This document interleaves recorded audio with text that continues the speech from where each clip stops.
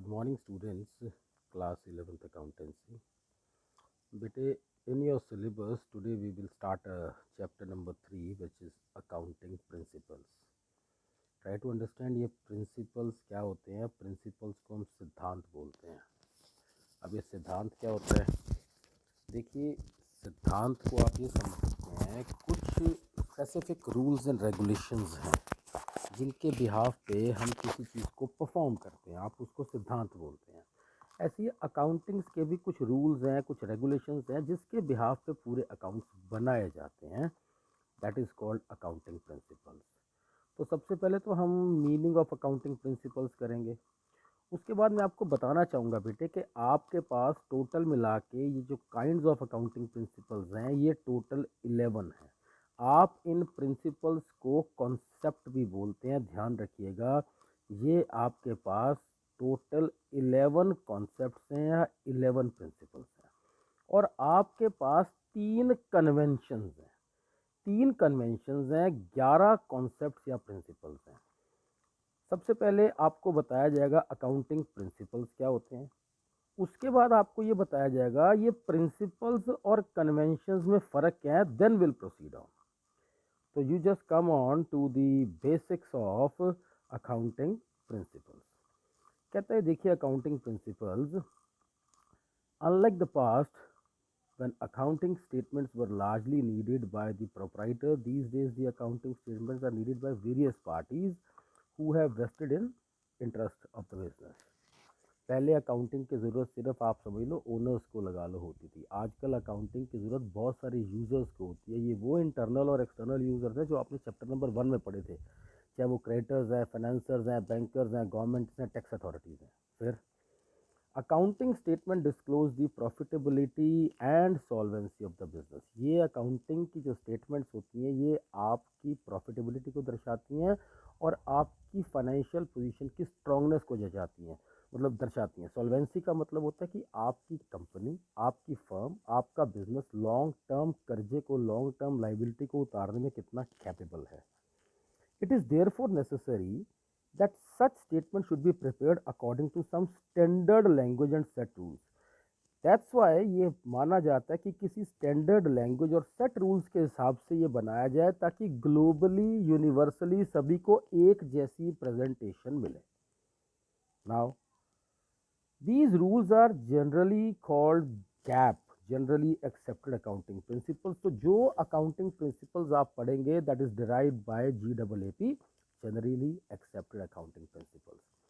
These principles have been generally accepted by accountants all over the world. ये principles all over the world universally एक जैसे acceptable हैं.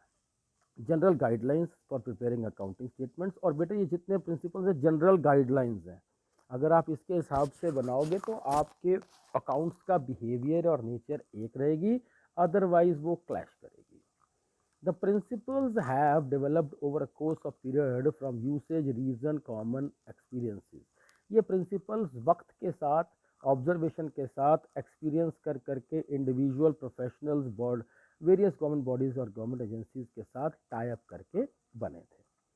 तो nature क्या है इन प्रिंसिपल्स का. Accounting principles are uniform set of rules. ये यूनिफॉर्म सेट ऑफ रूल्स है, मैन मेड है, फ्लेक्सिबल है, वक्त के साथ चेंज हो सकते हैं और डिराइव फ्रॉम GAAP हैं. जनरली एक्सेप्टेड अकाउंटिंग प्रिंसिपल्स है. Well they are all relevant. They are all relevant. Relevant का मतलब है we can rely on them and with a common objective. देखिए इसके बाद आप एक बार दोबारा से ऊपर वाला ये पोर्शन पढ़िए, theory base of accounting. Theory base of accounting consist of principle, concepts, convention, rules and guidelines. आपको ये पता लग गया कि जो अकाउंटिंग है उसमें कुछ कॉन्सेप्ट्स हैं, उसमें कुछ प्रिंसिपल्स हैं, कन्वेंशन है. कन्वेंशन अभी आपको बताएंगे आगे. Developed over a period of time being uniformity and consistency, यानी कि तो यूनिवर्सल यूनिफॉर्मिटी और कंसिस्टेंसी के लिए इसकी ज़रूरत थी. कहता the institute of chartered accountants of India also constitute the theory base of accounting. एक कंसर्न है ICAI जिसने इसका थोड़ा बहुत लिटरेचर या थ्योरी पार्ट लिखा हुआ है. आगे आएंगे बेटे. सबसे पहले नीड से पहले आप ये देखिए कि कन्वेंशंस होती क्या है. सबसे पहले तो मैंने आपको अभी बताया कि टोटल आपके पास ये 11 प्रिंसिपल्स हैं जिनको आप कॉन्सेप्ट्स बोलते हैं। लेकिन उससे पहले ना आप कन्वेंशंस सुनिए, कन्वेंशंस क्या होती हैं, और देन विल प्रोसीड ऑन। ये देखिए यहाँ पर कुछ ये अकाउंटिंग कन्वेंशंस हैं। अकाउंटिंग कन्वेंशंस कहते हैं an accounting convention may be defined as a custom or generally accepted practice which is adopted either by general agreement और by common consent of accountant. सीधी सी बात है, आप लीगल पोजीशन डिफरेंशिएशन पे आओ। ये कॉन्सेप्ट है जो 11 प्रिंसिपल्स हैं और ये 3 कन्वेंशन हैं। क्या फ़र्क है? Accounting concept of legal acceptance और कन्वेंशंस आर गाइडलाइंस। अगर ये नहीं मानोगे तो लीगल एक्शन होगा, और कन्वेंशन मानो या ना मानो जनरल गाइडलाइंस है सिर्फ आपकी इम्प्रूवमेंट के लिए। यानी कि जो प्रिंसिपल्स हैं उनका मानना लीगली कंपलसरी है, जो 11 प्रिंसिपल्स है। दूसरा पॉइंट है रिकॉर्डिंग वर्सेस financial statements.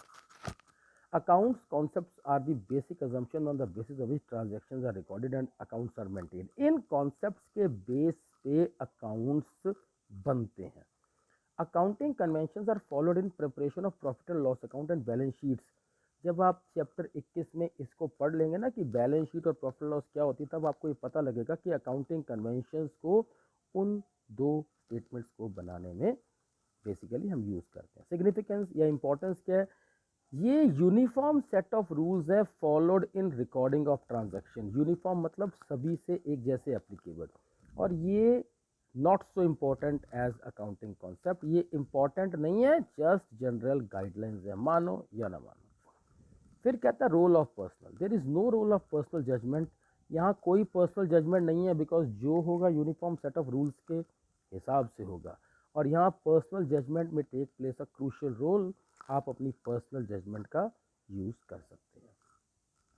फिर कहते हैं uniform adoption. There is uniform adoption. Accounting concepts universally globally world wide एक जैसे एक्सेप्टेबल हैं, और यहाँ कोई यूनिफॉर्म अडॉप्शन नहीं है, कोई अडॉप्ट करता है कोई नहीं करता।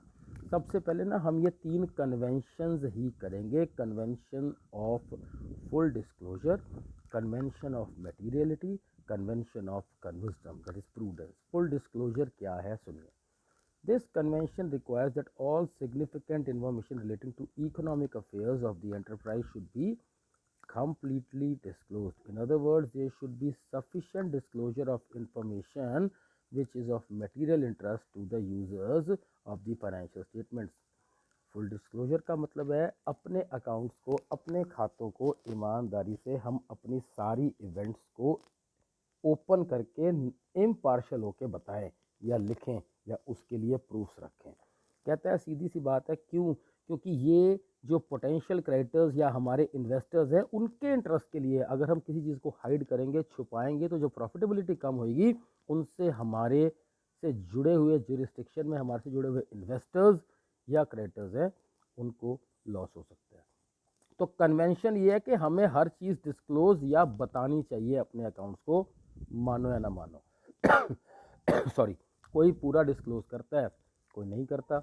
कोई लाख रुपए का माल लेके लाख का ही बिल कटवाता है, कोई 10,000 का कटवाता है। That is a different thing. ये कन्वेंशन है। कन्वेंशन ऑफ मटेरियलिटी क्या होता है? पहले कंटीजेंट लाइबिलिटी देखिए क्या होता है। कहता है for instance a claim of very big sum pending in a court of law against the enterprise should be brought to the notice of users. पहले कंटीजेंट लाइबिलिटी सुनिए होता क्या है। देखिए, एक ऐसी लाइबिलिटी जिसके अकरेंस के चांसेस अनसर्टेन है, पता नहीं वो लाइबिलिटी अकर हो या ना हो। बुक्स में कई जगह एग्जांपल दिया हुआ है, आपके बिजनेस पर कोई कोर्ट केस चल रहा था, कोर्ट केस कई सालों से चल रहा था, कई सालों तक चलना है। जब फैसला आएगा तो आपको कोई पेनल्टी लगेगी। मान लो वो पेनल्टी 5-10 लाख रुपए की है, तो आज ही अपने खातों में आप उसको लाइबिलिटी नहीं दिखा सकते। वो एक कॉन्टीजेंट लाइबिलिटी है। अक्कर होगी तो पैसा देना है, अक्कर नहीं होगी तो पैसा नहीं देना, क्योंकि सिर पे वो चल रही है। हम उसको कॉन्टीजेंट लाइबिलिटी दिखाएंगे, हम उसको proper liability, proper loss, proper खर्चा नहीं दिखाएंगे। देखिए नेक्स्ट, कन्वेंशन ऑफ मटेरियलिटी क्या होता है। This convention is an exception to the convention of full disclosure. ये ऊपर वाले कन्वेंशन का उल्टा है। According to this convention, item having an insignificant effect of being irrelevant to the user need not be disclosed. कहता है business में बहुत छोटी छोटी चीज़ें हैं जो इररेलेवेंट होती हैं बिजनेस के लिए उसको बता के बिजनेस के खातों की अल्टीमेट वेट को या लेंथ को बढ़ाओ मत। जो काम की चीज़ें नहीं हैं उसको बार बार मत दिखाओ। फॉर एग्ज़ाम्पल ये नीचे आपको साफ दिया हुआ है, फॉर एग्ज़ाम्पल क्या कहता, the cost of small tools may be material for a repair shop but not for a big concern. एक आपने छोटी सी प्लास ले लिया, पेचकस ले लिया, एक छोटी सी वर्कशॉप के लिए वो 100-200 रुपये की प्लास एक खर्चा मायना रखती है जो खातों में बताना ज़रूरी है। पर मान लो एक बहुत अरबों खरबों रुपए की फैक्ट्री है, उसके लिए एक 200 रुपये की प्लास को खातों में नए सिरे से ऐड करना इट्स नॉट मटेरियलिस्टिक। वो ये कहता है इस तरह के छोटे छोटे पैटी एक्सपेंसेस को इकट्ठा करके महीने का एक खर्चा डाल देना चाहिए। छोटे छोटे एक्सपेंसेस को बता के, इनसिग्निफिकेंट खर्चों को बता के अकाउंट्स की अनयूजुअल लेंथ को नहीं बढ़ाना चाहिए। ये मटेरियलिटी है। Then is you can say convention of conservatism or prudence. According to this convention, all anticipated losses should be recorded in the books of account, but anticipated or gains should be ignored. यार ये ना हमारी हिंदुस्तान की मानसिकता है। हम जो पैसा खर्च होने वाला हो या खर्च हो गया हो या लॉस होने वाला हो या हो गया हो, ये बताते हैं हम बड़ा जोर शोर से बताते हैं मेरा इतना लॉस हो गया, मेरा इतना लॉस होने वाला है, या मुझे इतना घाटा बढ़ गया, मेरा मंदा हो गया, ये चीज़ें हम बोलते हैं। पर जो हमारे को प्रॉफिट आने वाला है, पैसा आने वाला है या आ गया है, वो ज़्यादातर हम गा के नहीं बताते। यही वो अकाउंट्स के अंदर कन्वेंशन बोल रहा है कि जितने लॉसेस हैं वो हमें रिकॉर्ड कर देने चाहिए बुक्स में, और जितने अनएंटिसिपेटेड गेन्स हैं, जो अनसर्टन है, जैसे कि अनसर्टन लॉस को लॉस मान लो जो होना है कि नहीं होना, पर अनसर्टन गेन को गेन ना मानो जो अभी तक नहीं हुआ। तो these are basically three conventions, और after these three conventions we will come up to the principles part. आप ऊपर आइए, ये देखिए आपके पास ये 11 प्रिंसिपल्स हैं। तो हमने आज के लेक्चर में करा क्या है, हमने सबसे पहले आज के लेक्चर में पढ़ा क्या है, अकाउंटिंग प्रिंसिपल्स कहते किसको हैं, उसका थ्योरेटिकल बेस क्या है, उसका मीनिंग क्या है, बिट ऑफ उसकी नेचर क्या है। सबसे पहले हमने ये पढ़ा कि टोटल मिला के आपके पास 11 कॉन्सेप्ट या प्रिंसिपल है और 3 कन्वेंशंस हैं। दोनों कॉन्सेप्ट्स में और कन्वेंशंस में डिफरेंस क्या है, और 3 किस्म की कन्वेंशंस की डिटेल एक्सप्लेनेशन हमने करी है। देखिए next lecture we will yes cover up with these principles also. Just make notes of these 3 conventions.